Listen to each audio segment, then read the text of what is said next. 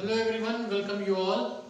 आज के इस वीडियो सेगमेंट में हम डिस्कस करने जा रहे हैं द मौर्यन एम्पायर। ये जो चैप्टर है आईसीएससी बोर्ड की हिस्ट्री में चैप्टर नंबर 4 है क्लास 9th का।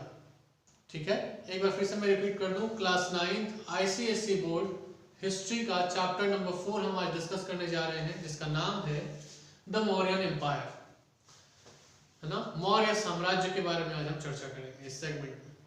सबसे पहले इसका एक ओवरलुक हम डाल लेते हैं इस पर कि इस चैप्टर में हमें क्या क्या डिस्कस करना है। आप यहाँ इस बोर्ड पर देखें। सबसे पहले the Mauryas, the second one is the sources of Mauryan empire. तो सोर्सेज में हमें क्या क्या डिस्कस करना है।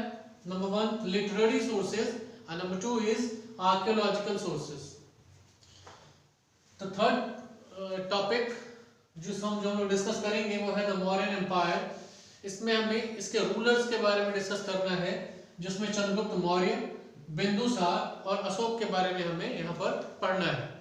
अशोक के बारे में हम जब स्टडी करेंगे तो हमें कलिंग वॉर और अशोक की जो पॉलिसीज हैं, उसकी जो नीतियां हैं, इसके बारे में हमें डिस्कस करना है यहाँ पर। इसके बाद मौर्यन एडमिनिस्ट्रेशन के बारे में डिस्कस एंड देन अशोक का धम्म, अशोकाज धम्म के बारे में डिस्कस करना है। यही आपके चैप्टर के इंपॉर्टेंट टॉपिक्स हैं, जिन पर एक एक करके आज के इसी वीडियो सेगमेंट में हम बात करेंगे। दूसरी बात, अगर ये वीडियो लंबा होता है तो इस वीडियो का पार्ट 2 जो है वो भी हम लोग ले आएंगे। इसको हाफ हाफ करके हम लोग डिस्कस करेंगे। तो ये डिपेंड करेगा कि कितने वक्त में ये डिस्कस हो जाता है। मेरी कोशिश है कि एक वीडियो मैक्सिमम जो है 45 मिनट्स का हो, उससे ज्यादा करना हो। ठीक है, तो चलिए आज के इस टॉपिक को स्टार्ट करते हैं, द मौर्यन एम्पायर। क्लास का जो हमारा आइडिया है, जो तरीका है, वो इस प्रकार से है कि आप अपनी बुक को अपने सामने खोल करके बैठेंगे और साथ साथ ये वीडियो आप देख रहे हैं। साथ ही साथ आप पेंसिल या हाइलाइटर अपने पास रखेंगे, जिसकी सहायता से आप जो भी इंपॉर्टेंट सेंटेंसेस, इंपॉर्टेंट पॉइंट्स होंगे, उसको बुक में ही अंडरलाइन या हाईलाइट करते चलेंगे।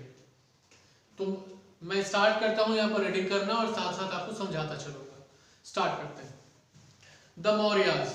The Mauryan empire was founded in the 4th century BC by Chandragupta Maurya. Important point है, अंडरलाइन कर लीजिए। मौर्य एम्पायर की स्थापना जो है चंद्रगुप्त मौर्य ने की थी 4th century BC में। He organized a powerful army and laid the foundation of a vast empire. He overthrew the Nandas from Magad and the Greek Kshatraps from the northwest frontier and unified a large part of Indian subcontinent under his centralized government. यहाँ centralized government को underline कर लेना है। इससे क्या इससे ये पता चलता है कि मौर्यन एडमिनिस्ट्रेशन जो था, जिसकी स्थापना चंद्रगुप्त मौर्य ने जिसको स्टैब्लिश किया, वो एक सेंट्रलाइज्ड गवर्नमेंट थी। और चंद्रगुप्त मौर्य ने अपने एम्पायर का अच्छा खासा विस्तार कर रखा था इंडिया में। His successor Bindusar kept the Mauryan Empire intact and further extended its boundaries. Chandragupta का जो सक्सेसर हुआ, जिसका नाम बिंदुसार है, उसने इस एम्पायर को इंटैक्ट रखा, मतलब बिखरने नहीं दिया, और भी ज्यादा इसका विस्तार, इसकी सीमाओं का विस्तार किया। Further extended its boundaries. दूसरे पैराग्राफ में आते हैं।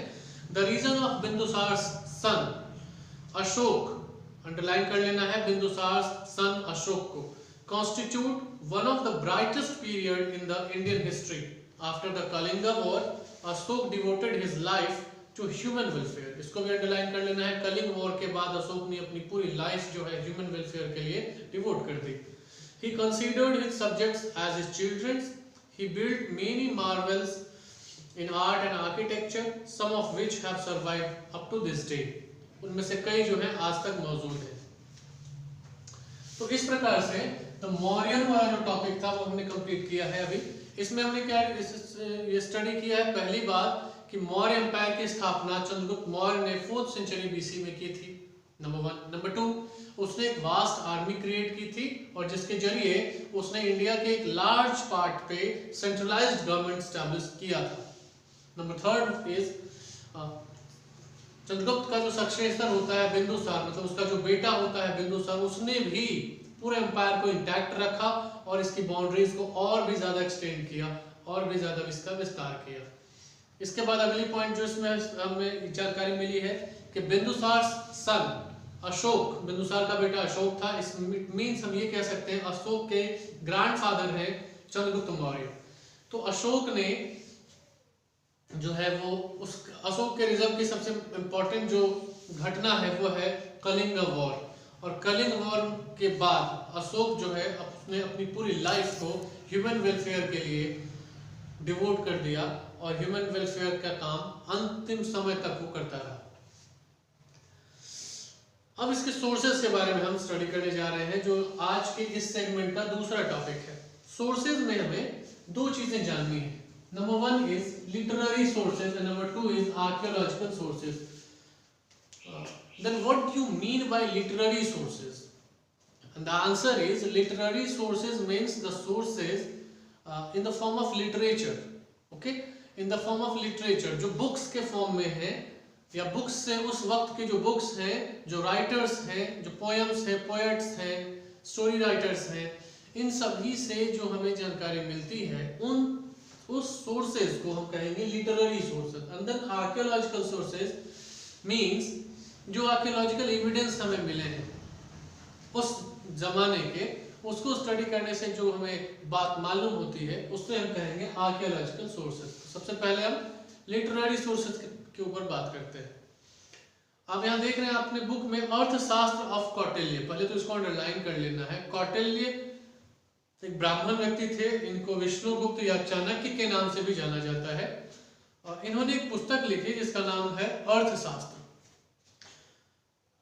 Of all the literary sources on the history of the Mauryans, the most important source is Arthashastra. Underline कर लीजिएगा, written by Kautilya, also known as Vishnugupta and Chanakya. He was the advisor and the prime minister of Chandragupta Maurya. Arthashastra is written in Sanskrit. Underline कर लीजिएगा. It is a comprehensive manual that deals with politics, rule of diplomacy, principles of administration and other such political topics. इसको पूरा underline कर लेना है। बताया गया है कि अर्थशास्त्र बुक है उसमें किन किन बातों पर चर्चा की गई है। किन किन पर चर्चा की गई है एक बार फिर देखते हैं। Deals with the politics, rules of diplomacy, principles of administration and other such political rules या topics. This book was discovered in 1909। Okay, and its English translation is now also available. The second book, important book is Indica. Indica was written by a Greek ambassador, Megasthenes, Greek ambassador at the court of Chandragupta Maurya. He had been sent to the court by Seleucus, the Greek ruler. He wrote a book named Indica. ठीक है, इस पूरे इन sentences का मतलब बस इतना ही है कि मेगास्थनीज एक ग्रीक एम्बेसडर था, वो इंडिया आया था, चंद्रगुप्त मौर्य के कोर्ट का वो हिस्सा था, कोर्ट में रहा था और उसी ने यहाँ जो देखा, यहाँ पर जो उसने सीखा उस पर आधारित एक बुक लिखी जिसका नाम है indica, which contains his impressions of what he heard and saw during his stay in India. Megasthenes' original Indica has been lost. But its fragments still survive in the writing of later Greek authors Strabo, Arrian and Diodorus.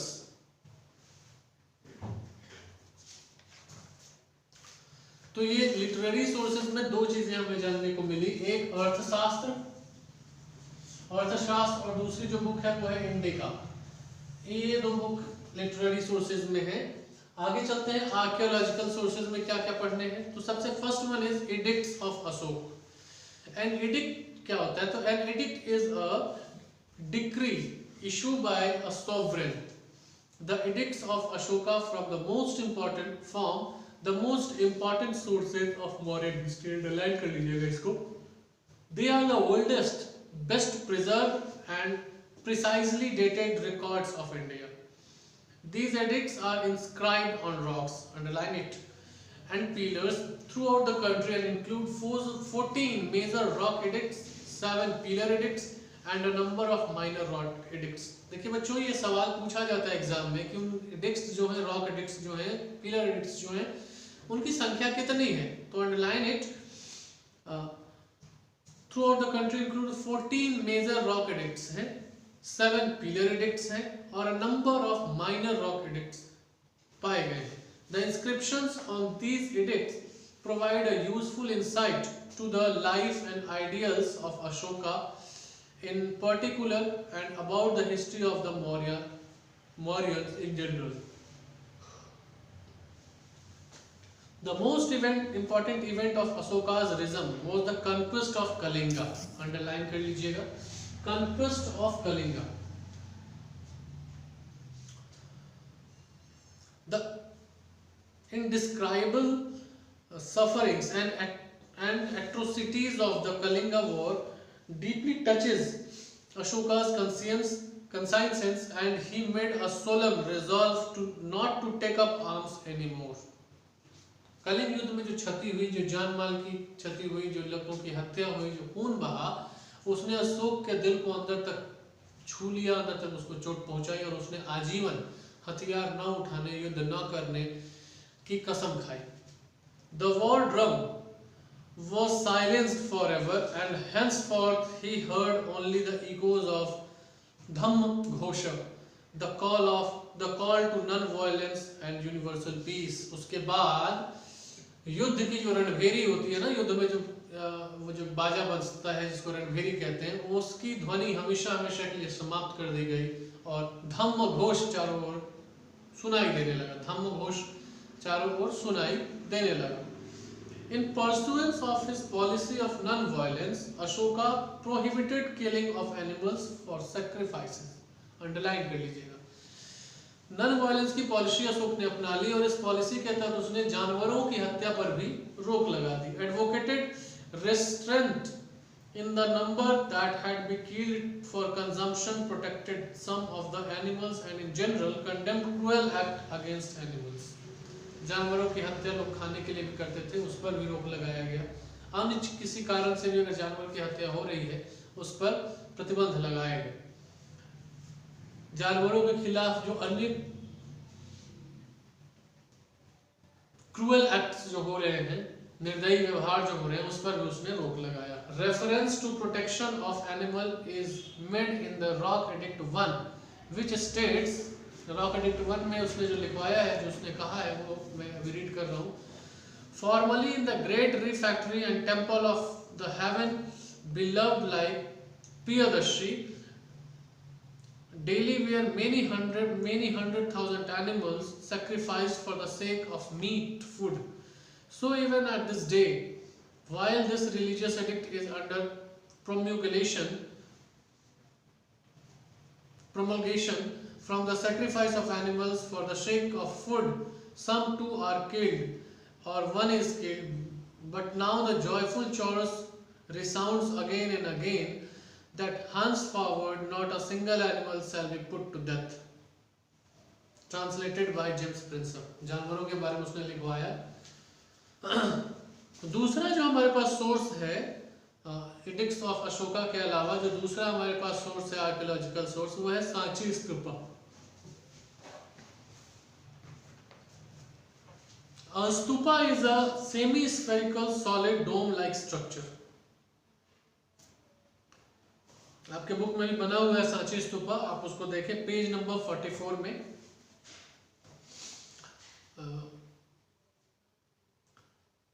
A stupa is a semi-spherical solid dome-like structure made of unburnt bricks and stones. The Buddhist stupa has special significances.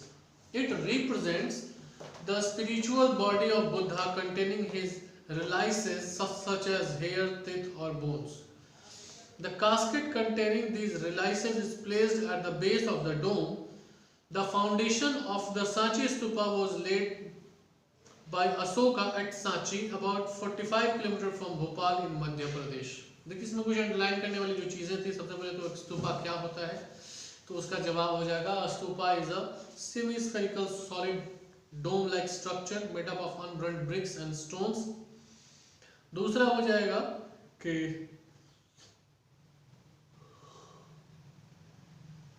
जो आपको underline करना है, the foundation of Sanchi stupa was laid by Ashoka at Sanchi about 45 kilometer from the Bhopal in Madhya Pradesh. There were 4 gateways in 4 directions. इसमें 4 दीवारें हैं चारों दिशाओं में. They have carved panels depicting events from the life of Buddha and some tales from Jatak. ये जो 4 दीवारें हैं इस पर they have created panels depicting events from the life of Buddha. Mahatma Buddha की लाइफ से संबंधित चीजें उसमें बताई गई हैं और साथ ही साथ उसमें जातक स्टोरीज में से भी कुछ स्टोरीज जो है वो उस पर उकेरी गई हैं, बनाई गई है. Buddha is represented by symbols like the peepal tree, lotus or a wheel. The pillars are surrounded by capitals which contains sculpture of lions. Okay? तो इस तरह से हम लोगों ने ये दोनों सोर्सेज वाला जो दो इसमें टॉपिक था इसको भी कंप्लीट कर लिया. अब हम आ गए हैं आज के तीसरे टॉपिक में जिसका नाम है द मौर्यन एम्पायर. और अब हम रूलर्स के बारे में बात करेंगे एक एक करके. जिन बच्चों को समझने में तकलीफ हो रही है या इतने पर भी समझ में नहीं आ रहा है वो आप कमेंट बॉक्स में कमेंट करके इजीली बता सकते हैं कि सर हमें जो भी दिक्कत है, आपकी जो भी दिक्कत हो उसको as soon as possible reply करने की कोशिश की जाएगी, सॉल्व भी करने की कोशिश की जाएगी. सबसे पहले हम रूलर्स में बात करेंगे चंद्रगुप्त मौर्य की, क्योंकि ये फाउंडर है इस डायनेस्टी का. Chandragupta Maurya was the founder of Mauryan Empire. Not much is known about his childhood. According to a legend, he had been dismissed from the service of Nandas who ruled before him. He made Kautilya at Takshashila. Kautilya, who later became famous as Chanakya, was the son of a Brahmin. Kautilya was too wronged by the Nandas. He therefore joined hand with Chandragupta to destroy the Nanda dynasty. कहा जा रहा है कि चंद्रगुप्त मौर्य की बचपन के बारे में कोई बहुत ज्यादा जानकारी उपलब्ध नहीं है. ऐसा माना जाता है या किसी ने कहा है कि नंदों के द्वारा सताया हुआ था वो, और he had been dismissed from the service of Nandas who ruled before him. He made Kautilya at Takshashila. Takshashila कहाँ है? गांधार में, अभी वर्तमान में तक्षशिला जो है ये आपका अफगानिस्तान में पड़ेगा. कौटिल्य का इसे साथ मिला जिन्हें बाद में चाणक्य के रूप में जाना गया. वो खुद भी एक ब्राह्मण के पुत्र थे और चंद्रगुप्त और नंदों के द्वारा की जा रही ज्यादतियों से वो भी परेशान थे. इसलिए चंद्रगुप्त और चाणक्य ने दोनों ने हाथ मिलाया नंदों को का विनाश करने के लिए, to destroy the Nanda dynasty. After a long series of battle with Chandragupta, the Nanda capital at Pataliputra fell. He led to the emergence of a new dynasty, the Mauryan dynasty, with Chandragupta Maurya as the emperor. Alexander, the Greek ruler, had conquered many states in the northwestern part of India. After his death, his territories in the Indian subcontinent were taken over by Chandragupta Maurya. With the help of Chanakya, he embarked on the consolidation process of his empire. In 305 BC, India was again attacked by Seleucus. Underline कर लीजिएगा, a former general under the Alexander. Chandragupta defeated Seleucus according to the treaty.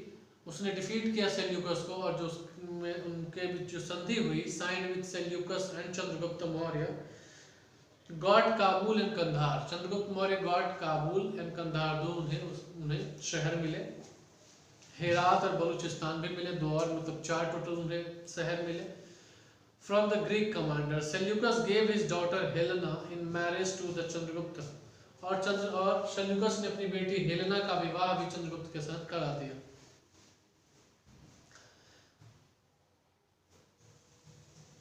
After this victory, Chandragupta appointed Pushyagupta as the governor of his northwestern provinces. He then proceeded to the south and captured some territories here. Chandragupta's empire extended from Kabul and Kandahar in the northwest to Mysore in the south and from Bengal in the east to Saurashtra in the west. ये उसकी जो empire है उसकी boundaries के बारे में बताया गया है कि नॉर्थ, ईस्ट, साउथ और वेस्ट में बाउंड्री कहाँ तक पहुँचती थी. According to the Jain tradition, after ruling for 24 years, he renounced the world. He handed over the kingdom to his son Bindusara. करीब 14-20 सालों तक चंद्रगुप्त मौर्य ने रूल किया. उसके बाद उसके बेटे बिंदुसार को ये जो एम्पायर है वो सौंप दिया गया. अब बिंदुसार के बारे में स्टडी करते हैं. Bindusara succeeded his father Chandragupta Maurya. The Greek historian Athenicus called him a sailor of foes.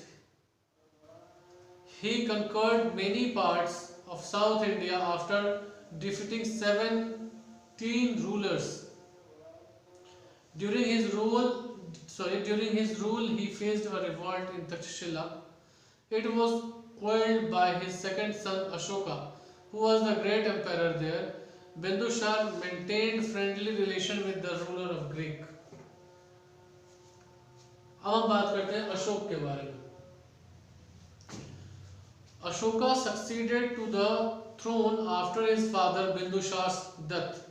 On ascending the throne, Ashoka took the title of Devaman Piya, the beloved of gods, and Priyadashani, the beautiful god. Kalinga War. अब हम चले हैं Kalinga war के ऊपर discuss करने के लिए. After ascending the throne, Ashok fought the famous Kalinga War. According to Megasthenes, the Greek historian, at the court of Chandragupta Maurya, the ruler of Kalinga had a powerful army comprising infantry, cavalry, and elephants. Ashoka faced tough resistance according to the Rock Edict 13. Both sides suffered loss, but people of Kalinga suffered the most. Though Ashoka won the war, it had far-reaching consequences for him and his empire. Consequences of Kalinga War. The Kalinga War had a profound effect on the policies and personality of Ashoka. Number 1. The death and destruction caused by the Kalinga War brought about a great change in the personal and political life of Ashoka. Underline करना है इसको. He abandoned the policy of conquest by force. Very important. He abandoned the policy of conquest by force and ambition of victory in all directions. जिसको दिग्विजय कहा जाता था. उसने अपनी ये ambition जो है, ये इच्छा जो है, उसको छोड़ दिया, त्याग कर दिया. And embraced the policy of religion. है ना, धम्म घोष की जो पॉलिसी है उसको उसने अपना लिया. Number 2, Kalinga changed Ashoka's personal life.